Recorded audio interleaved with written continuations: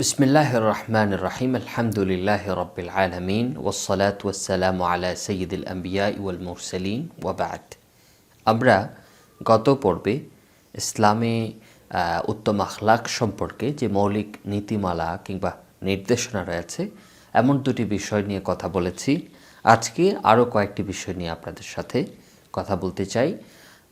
আজকে যে বিষয় দিয়ে আমরা শুরু করব তা হচ্ছে একজন মানুষ যখন কারোর সাথে উত্তম আচরণ করবেন, নিজের মধ্যে উত্তম আখলাক স্বভাব চরিত্র ধারণ করবেন, তখন এর পেছনে কি উদ্দেশ্য থাকবে, তিনি কেন এমনটি করবেন, এই প্রশ্নটি অত্যন্ত গুরুত্বপূর্ণ। কেন গুরুত্বপূর্ণ? কারণ একদিকে এই ব্যাপারে ইসলামের নির্দিষ্ট নির্দেশনা রয়েছে, আবার অপরদিকে সমাজে বা পুরো পৃথিবীতে উত্তম আখলাক, ভালো স্বভাব চরিত্র এগুলো লালন করার বা চর্চা করার ভিন্ন ভিন্ন উদ্দেশ্য আমরা দেখতে পাই। তো এই বিষয়ে ইসলামের নির্দেশনা খুবই পরিষ্কার। উত্তম আখলাককে ইসলাম একটি নেক কাজ বা আমলে সালেহ হিসেবে গণ্য করে, বরং অন্যতম একটি নেক কাজ হিসেবে গণ্য করে। আর ইসলামের দৃষ্টিতে প্রতিটি নেক কাজ আল্লাহ তাআলার সন্তুষ্টি অর্জনের জন্যে হওয়া বাঞ্ছনীয়।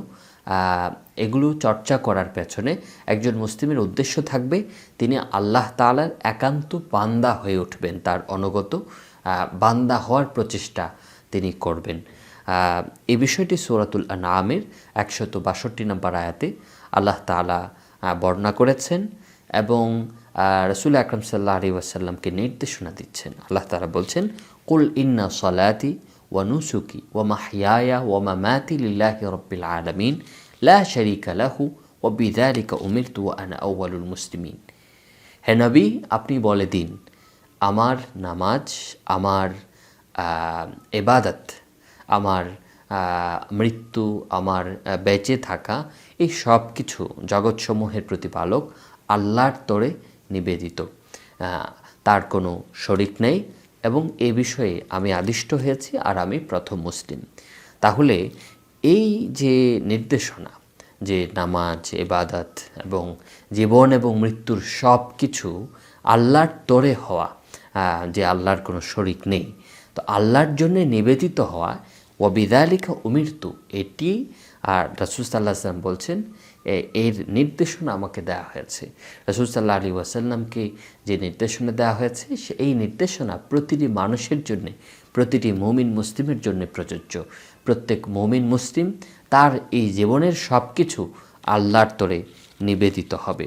সহিহ মুসলিমের একটি হাদিসে রাসূল আকরাম সাল্লাল্লাহু আলাইহি ওয়াসাল্লাম বিনয়ের কথা বলেছেন বিনয়ের মর্যাদার কথা বর্ণনা করেছেন। তো সেখানে আমরা দেখতে পাই রাসূল সাল্লাল্লাহু আলাইহি ওয়াসাল্লাম বলছেন, মান তাওয়াদা লিল্লাহি রাফাআহুল্লাহ, যে ব্যক্তি আল্লাহর তরে, আল্লাহর সন্তুষ্টি অর্জনের জন্যে বিনয় অবলম্বন করবে, আল্লাহ তাকে উন্নীত করবেন, উঁচু করবেন। এখানে লক্ষণীয় বিষয় হচ্ছে বিনয়, এটি অনেকেই অনেক উদ্দেশ্যে ধারণ করতে পারবে, কিন্তু ইসলামে যে কাঙ্ক্ষিত বিনয় সেটি কি? সেটি হচ্ছে আল্লাহর তরে আল্লাহর সন্তুষ্টি অর্জনের জন্যে, তার কাছে তার সন্তুষ্টি অর্জনের জন্য তার বিধান হিসেবে এই বিনয়টা অবলম্বন করতে হবে এবং সেটাই ইসলামের দৃষ্টিতে প্রশংসনীয় হবে, উত্তম আখলাক হিসেবে বিবেচিত হবে। সুতরাং আমরা উত্তম আখলাক যখন ধারণ করছি, চর্চা করছি, তখন এই উপলব্ধিটা যে আমার এই আমার এই কাজকর্ম, আমার এই গুণাগুণ, এর চর্চা, এর ধারণ, এর সব কিছুই যেন আল্লাহর সন্তুষ্টির জন্যে হয়, এটি আমাদের জন্যে কর্তব্য এবং এই উদ্দেশ্য ছাড়া আর কোনো উদ্দেশ্য থাকা উচিত নয়। আমরা আমাদের সমাজে যদি লক্ষ্য করি তাহলে দেখব যে কেউ কেউ এমন আছেন যারা উত্তম আখলাক, মানুষের সাথে সুন্দর আচরণ, উত্তম স্বভাব লালন করেন, ধারণ করেন, এগুলোর প্রকাশ করেন। কেন, কী উদ্দেশ্যে? এই উদ্দেশ্যে যে মানুষ তাদেরকে ভালোবাসবে, তারা মানুষের ভালোবাসা পাবেন, মানুষ তাদেরকে শ্রদ্ধা করবে, তাদের সুনাম হবে, এ সকল উদ্দেশ্যে তারা এই ধরনের উত্তম আখলাকের চর্চা করেন। আমাদের খুব সতর্কতার সাথে মনে রাখতে হবে, ইসলামী দৃষ্টিকোণ থেকে এই ধরনের মনোভাব কোনো অবস্থাতেই গ্রহণযোগ্য নয়, বরং উল্টো এই ধরনের মনোভাব যদি কারো মধ্যে থাকে তাহলে সেটা তার এই উত্তম আখলাককে বরবাদ করে দিবে, তার জন্যে সামগ্রিকভাবে ক্ষতিকর হয়ে যাবে। কেন? কারণ এটি তখন আল্লাহর তরে হবে না, বরং লোক দেখানো বা রিয়া হিসেবে গণ্য হবে। এই রিয়া যে কোনো নেক আমল, চাই সেটা নামাজ হোক, রোজা হোক, সেটা কোরআন তেলাওয়াত হোক, জিকির হোক, সেটা উত্তম আখলাক হোক, যে নেক আমলের সাথে এই রিয়াটা পাওয়া যাবে সেই নেক আমলকেই এই রিয়া বা লোক দেখানো প্রবণতা ধ্বংস করে দেবে, বরবাদ করে দেবে। সহিহ মুসলিমে দীর্ঘ একটি হাদিস বর্ণিত হয়েছে। এই হাদিসের এক অংশে রাসূল আকরাম সাল্লাল্লাহু আলাইহি ওয়াসাল্লাম বলছেন, ক্বালা কাযাবতা ওয়ালাকিন্নাকা ফাআলতা লিয়ুকালা হুয়া জাওয়াদুন। আল্লাহ তাআলা বলবেন, তুমি মিথ্যা বলেছ, বরং তুমি এই কাজগুলো করেছ এই উদ্দেশ্যে যাতে করে বলা হয় তুমি দানশীল। ফাকাদ কিলা, এই দানশীল লোকে তোমাকে বলেছে, এই উপাধি তোমাকে মানুষ দিয়ে দিয়েছে। সুম্মা উমিরা বিহি ফাসুহিবা আলা ওয়াজহিহি সুম্মা উলকিয়া ফিন্নার। রাসূল সাল্লাল্লাহু আলাইহি ওয়াসাল্লাম বলছেন যে তারপর তাকে মুখের উপর উপর করে হেঁচড়িয়ে নেওয়া হবে এবং জাহান্নামে নিক্ষেপ করা হবে, ওয়াল ইয়াযু বিল্লাহ। তো এখানে আমরা দেখলাম যে দান করা, বদান্যতার চর্চা করা, তারপর বদান্য হওয়া, এটা অত্যন্ত দামি গুরুত্বপূর্ণ একটি উত্তম আখলাক। রাসূল আকরাম সাল্লাল্লাহু আলাইহি ওয়াসাল্লাম আজওয়াদুন নাস, সবচেয়ে দানশীল ছিলেন, বদান্য ছিলেন। তো এই ব্যক্তি সে এই দানশীলতার চর্চা করেছিল, কিন্তু তার উদ্দেশ্য কী ছিল? আল্লাহর সন্তুষ্টি অর্জন তার উদ্দেশ্য ছিল না, বরং মানুষের প্রশংসা অর্জন করা তার উদ্দেশ্য ছিল। এজন্য কি হলো? তাকে জাহান্নামে নিক্ষেপ করা হলো। এই ছিল সমাজের এক শ্রেণীর মানুষের প্রবণতা, যারা উত্তম আখলাকের চর্চা করেন শুধু মানুষের ভালোবাসা পাওয়ার জন্যে, সুনাম অর্জন করার জন্য। ইসলামের দৃষ্টিকোণ থেকে এই ধরনের মনোভাব লালন করার কোনো সুযোগ নেই। আমরা আরেক শ্রেণীর মানুষ দেখতে পাই, এটি আমাদের সমাজে, দেশে যেমন দেখতে পাই, পৃথিবীর অন্যান্য জায়গায় এমন মানুষ রয়েছেন। কি সেটা হচ্ছে যে কিছু মানুষ আছেন যারা উত্তম আখলাকের চর্চা করেন, ধারণ করেন, জাগতিক কিছু ক্ষণস্থায়ী বা ক্ষণিকের জন্যে, জাগতিক কিছু স্বার্থ, ফায়দা, লাভ অর্জন করার জন্যে। যেমন কারো পদ কিংবা নেতৃত্ব অথবা ক্ষমতার দরকার, কারো ব্যবসায়িকভাবে লাভবান হওয়ার দরকার, অথবা কারো একটি প্রতিষ্ঠান আছে, এই প্রতিষ্ঠানটিকে সফল প্রতিষ্ঠান হিসেবে দাঁড় করানো দরকার। এই সকল উদ্দেশ্যকে সামনে রেখে তারা তাদের নিয়মতান্ত্রিক কাজকর্মের ভেতরে উত্তম আখলাক এর চর্চা কিংবা প্রদর্শন, প্রকাশ, এটিকেও তারা অন্তর্ভুক্ত করেন। যাদেরকে নিয়োগ দেন অথবা যারা নিজেরা কাজ করেন, প্রত্যেকে এটাকে নিজেদের জন্য একটা কি হিসেবে আবশ্যকীয় একটি কাজ হিসেবে গ্রহণ করে নেন। আর ঠিক একইভাবে কারো ভোটের দরকার রয়েছে, তিনি নির্বাচন করবেন, তো দেখা যাচ্ছে এই উদ্দেশ্য রাজনৈতিক ক্ষমতা অর্জনের জন্যে তিনি দেখা যাচ্ছে মানুষের সাথে একটি আয়োজন করে উত্তম আখলাকের চর্চা করছেন। কেন? কারণ যাতে করে তিনি মানুষের ভোটটা পেয়ে যান। তো এগুলো ইসলামের দৃষ্টিতে অত্যন্ত অপছন্দনীয় এবং প্রত্যাখ্যাত বিষয়। কারণ উত্তম আখলাক যেহেতু নেক আমল, এজন্য একমাত্র আল্লাহর সন্তুষ্টি অর্জন, তার কাছে সওয়াব লাভ, এটাই উদ্দেশ্য হবে প্রত্যেক সচেতন মুসলিমের।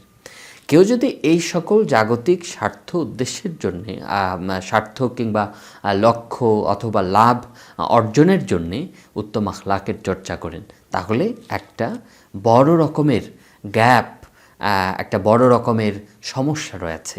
সেই সমস্যাটা কি? সেই সমস্যাটা হচ্ছে একজন মানুষ যিনি এই সকল জাগতিক উদ্দেশ্যকে সামনে রেখে কারোর সাথে উত্তম আচরণ করছেন, তার সেই স্বার্থটা যখন ব্যাহত হবে, ক্ষুণ্ণ হবে, তখন দেখা যাচ্ছে তিনি আর উত্তম আখলাকের চর্চা করছেন না। একজন ব্যবসায়ী মানুষ, তিনি তার কাস্টমারদের সাথে খুব ভালো আচরণ করছেন, কিন্তু তিনি অন্যান্য মানুষ যারা তার কাস্টমার নয়, তিনি যখন দোকান থেকে বের হচ্ছেন, অথবা একজন চাকুরিজীবী, তিনি যখন তার কাজ থেকে, কর্মক্ষেত্র থেকে বের হয়ে যাচ্ছেন, তখন তার চরিত্র পাল্টে যাচ্ছে। এই পরিবর্তনগুলো আমরা কিন্তু সমাজে দেখতে পাই। কেন দেখতে পাই?